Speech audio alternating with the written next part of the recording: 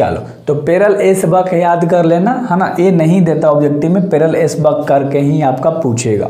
तो कंप्लीट है ना, इसलिए आपको याद रखना है सैंडेट्रिकल, ठीक है मेरे भाई। चलो क्या याद करना है, साइडेंट्रिकर, ठीक ना। आगे देखो, अगर बर्थ की बात करोगे तो 26 जून 1892 में, जन्म कब हुआ था, 1892, ईस्वी अच्छे से याद रखिएगा, ये चीज़ें मोस्ट इंपॉर्टेंट है भाई, ठीक है। और डेट तो आपको पता चल गया 26 जून, ठीक ना। तो 26 जून 1892 में पेरल एस बक का जन्म। और अगर मृत्यु की बात करोगे तो 6 मार्च 1973, कब, 6 मार्च 1973।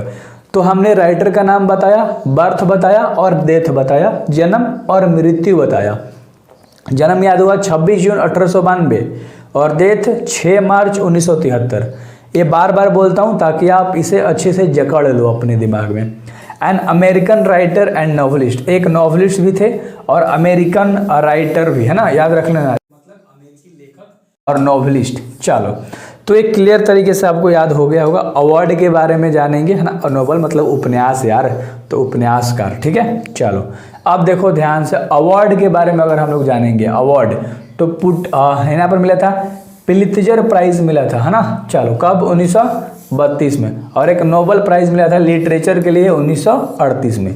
तो नोबल प्राइज कब मिला था, 1938 में, किस लिए, लिटरेचर के लिए।